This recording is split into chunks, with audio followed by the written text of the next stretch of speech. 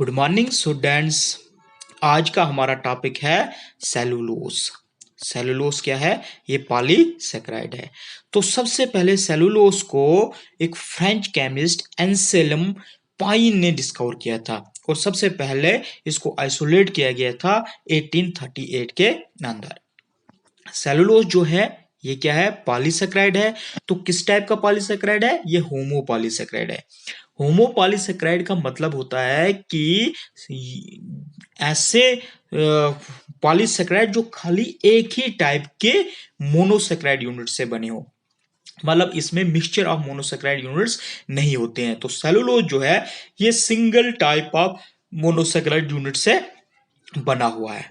Cellulose जो है ये नॉन शुगर है और वो मोनोसेकेराइड यूनिट्स जिससे सेलुलोज बना हुआ है वो क्या है? वो है ग्लूकोज। तो सेलुलोज जो है it is composed of glucose units. Cellulose को हम इजिली हाइड्रोलाइज नहीं कर सकते हैं, इसकी ब्रेक डाउन जो है हम आसानी के साथ नहीं कर सकते हैं। तो it is hydrolyse to glucose by concentrated H2SO4 और कंसंट्रेटेड NaOH। मतलब हम सेलुलोज को ब्रेक डाउन करेंगे इनटू सिंपलर ग्लूकोज यूनिट्स, उसके लिए हम इस्तेमाल करेंगे कंसंट्रेटेड H2SO4 सल्फ्यूरिक एसिड या कंसंट्रेटेड NaOH सोडियम हाइड्रोक्साइड का हम इस्तेमाल करेंगे सेलुलोज की ब्रेक डाउन करने के लिए। सेलुलोज जो है ये मेन कॉन्स्टिट्यूएंट है सेल वॉल, जो प्लांट्स के अंदर सेल वॉल होती है उसका मेन कॉन्स्टिट्यूएंट है। तो हम इसको बोल सकते हैं कि it is the most abundant macromolecule on earth. ये सबसे अबंडेंट मैक्रोमोलिक्यूल जो अर्थ के ऊपर है वो है। ये फाइबर भी है। तो मैक्रोमोलिक्यूल हम किसको बोलेंगे? ऐसा मॉलिक्यूल जो लार्ज नंबर ऑफ एटम से बना हो, उसको हम क्या बोलते हैं? उसको हम बोलते हैं मैक्रोमोलिक्यूल।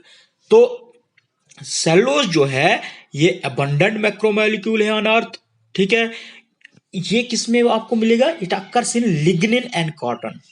लिग्निन क्या होता है? ऐसा केमिकल कंपाउंड जिसको वुड से ड्राइव किया जाता है और ये आपको मिलेगा जो प्लांट्स की सेकेंडरी सेल वॉल है उसके अंदर आपको मिलेगा। हमने पढ़ी थी सेल वॉल, हमने पढ़ा हुआ है primary cell wall, secondary cell wall, middle lamella उसके अंदर बीच में होता है। तो जो सेकेंडरी सेल वॉल है उसमें आपको लिग्निन, ये जो सेलुलोज है वो मिलेगा, लिग्निन जो है वो मिलेगा। तो लिग्निन जो है ऐसा केमिकल कंपाउंड है जो किससे? वुड से ड्राइव होता है। ये आपको अब जो सेकेंडरी सेल वॉल है वहां पे कहां मिलेगा? तो सेकेंडरी सेल वॉल में जो स्पेसेस होती हैं, सेकेंडरी सेल वॉल जो है वो डिफरेंट कंपोनेंट से बनी होती है, सेलुलोज, हेमिसेलुलोज या पैक्टिन कंपोनेंट्स। तो ये जो कंपोनेंट्स हैं ये आपस में जुड़ते हैं, तो इनके बीच में जो स्पेसेस रहती हैं वो उसमें क्या होता है? लिग्निन होता है। तो लिग्निन जो है इन डिफरेंट कंपोनेंट्स को क्या करता है? जोड़ने का काम करता है। या तो ये आपको लिग्निन में मिलेंगे सेलुलोज, या आपको कॉटन में भी मिल सकती हैं। सेलुलोज जो है ये जो सेल वॉल है प्लांट की, तो most of the cell wall जो प्लांट्स की हैं वो इसी सेलुलोज से बनी होती हैं। तो ये क्या करती हैं कि ये प्लांट का जो शेप है उसको बना के रखती हैं। It is not nutritive. ठीक है, ये न्यूट्रिटिव नहीं है क्योंकि इसकी जो इनॉर्डनेस है towards the, because of its inertness towards the chemical reaction, कि ये दूसरे केमिकल कंपाउंड के साथ रिएक्ट नहीं करता है। Cellulose is not digestible bye humans. Cellulose जो है ये ह्यूमंस की बात करें तो ह्यूमन जो है वो सेलुलोज को डाइजेस्ट नहीं कर सकते हैं क्योंकि ह्यूमंस के अंदर वो डाइजेस्टिव एंजाइम प्रेजेंट नहीं होती हैं जो सेलुलोज को डाइजेस्ट करने के लिए चाहिए होती हैं।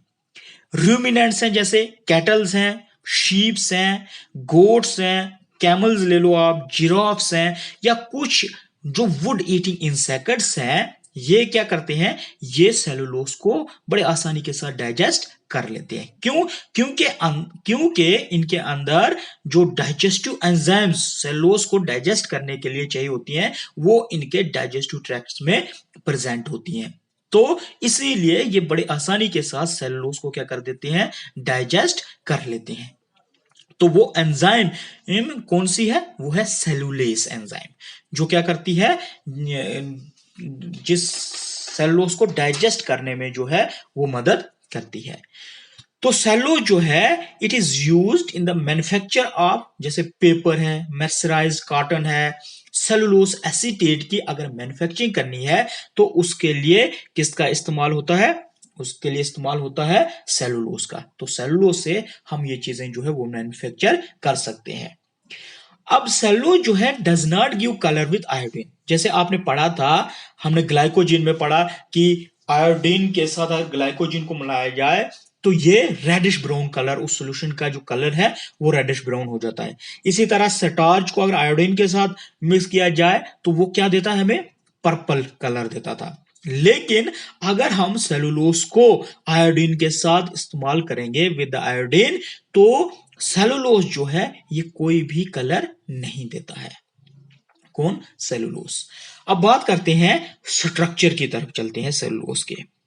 सेलुलोज जो है मैंने आपको पहले ही बोला it is made up of glucose units.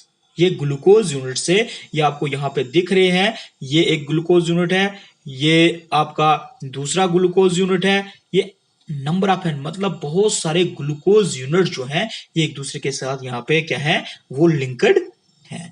तो कहा जाता है कि मतलब जो सेलुलोज है इसमें कम से कम 1200 से लेके 12,500 ग्लूकोज यूनिट जो हैं वो एक दूसरे के साथ लिंक्ड होते हैं, जो क्या बनाते हैं? सेलुलोज का स्ट्रक्चर बनाते हैं।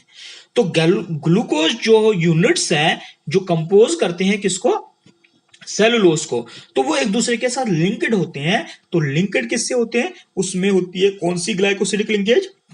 बीटा 1,4 ग्लाइकोसिडिक बॉन्ड जो है ये डिफरेंट ग्लूकोज यूनिट्स को एक दूसरे के साथ क्या करता है? जोड़ने का काम करता है। अल्फा 1,4 ग्लाइकोसिडिक लिंकेज और बीटा 1,4 ग्लाइकोसिडिक लिंकेज में मैंने आपको प्रीवियस लेक्चर्स में भी बताया कि क्या फर्क है, कि जब जो हाइड्रोक्सिल ग्रुप है वो अबोव द प्लेन हो उसको हम बोलते हैं क्या? ये बीटा 1,4 ग्लाइकोसिडिक लिंकेज।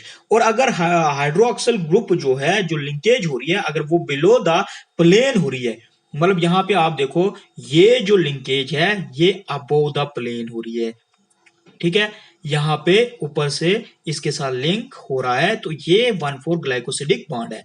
लेकिन जो हमने ग्लाइकोजन और स्टार्च में पढ़ी वो लिंक यहां बिल्कुल प्लेन के नीचे वाली साइड से होता था, तो उसको हम बोलते थे अल्फा 1,4 ग्लाइकोसिडिक लिंकेज। तो इसमें क्या है कि डिफरेंट जो मोनोसेक्राइड यूनिट्स हैं, मोनोसेक्राइड यूनिट क्या है? ग्लूकोज है जिनको एक दूसरे के साथ ज्वाइन किया जाता है, रिपीटेडली उनको ज्वाइन किया जाता है, 1 2 3 4 नंबर ऑफ, मतलब 5 6 700 तक 1200 तक जो ग्लूकोज यूनिट्स हैं वो एक दूसरे के साथ क्या होते हैं? वो लिंक्ड होते हैं।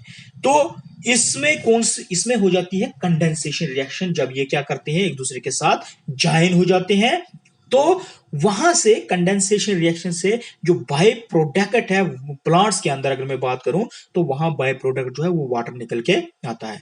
अब ये कंडेंसेशन रिएक्शन होती क्या है कि मतलब मान लीजिए वेपर है या गैस है, उसको उसका कन्वर्जन करना इनटू द लिक्विड, या ऐसी रिएक्शन जो बाय प्रोडक्ट क्या दे, एक मॉलिक्यूल जो है वो वाटर का दे, उसको हम बोलते हैं कंडेंसेशन रिएक्शन। तो इनके अंदर जो है कंडेंसेशन रिएक्शन होती है।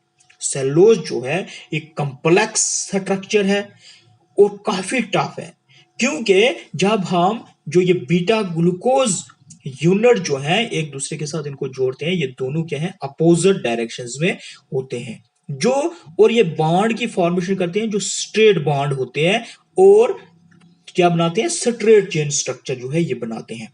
तो जो पॉलीमर्स जैसे ग्लूकोज यूनिट जो इनको आपस में जोड़ते हैं तो उनके बीच में, पॉलीमर्स के बीच में हाइड्रोजन बॉन्ड जो है वो प्रेजेंट होता है।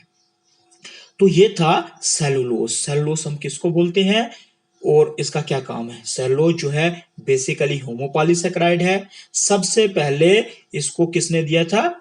ये हमारे एक साइंटिस्ट थे एंसेल्म पाइन, जिनने इनको पहली बार आइसोलेट और डिस्कवर किया था 1830 के अंदर। नॉन शुगर है, डिफरेंट ग्लूकोज यूनिट से कंपोज होता है, इतनी आसानी के साथ हम इसको हाइड्रोलाइज नहीं कर सकते हैं। मोस्ट ऑफ द जो सेल वॉल्स हैं प्लांट्स की, उनका मेन कॉन्स्टिट्यूएंट जो है वो सेलुलोज है। Most abundant macromolecule on earth है, लिग्निन और कॉटन में आपको मिलेगा। ह्यूमन जो है इसको डाइजेस्ट नहीं कर सकते हैं। रूमिनेंट जो है जैसे कैटल, शीप, गोट्स वगैरह, ये इसको आसानी के साथ डाइजेस्ट कर सकते हैं क्योंकि उनके डाइजेस्टिव ट्रैक्ट के अंदर वो डाइजेस्टिव एंजाइम प्रेजेंट होती हैं जो सेलुलोज को डाइजेस्ट कर सके। तो वो एंजाइम होती है सेलुलेस। सेलुलोज जो है आयोडीन के साथ कोई भी कलर नहीं देता है। तो सेलुलोज के अंदर 1200 से लेके 12500 ग्लूकोज यूनिट जो है एक दूसरे के साथ लिंक्ड होते हैं और ये लिंकेज जो है ये बीटा 1,4 ग्लाइकोसिडिक बॉन्ड जो है इनको आपस में लिंक करते हैं। तो ये था आज का हमारा लेक्चर सेलुलोज। Thank you.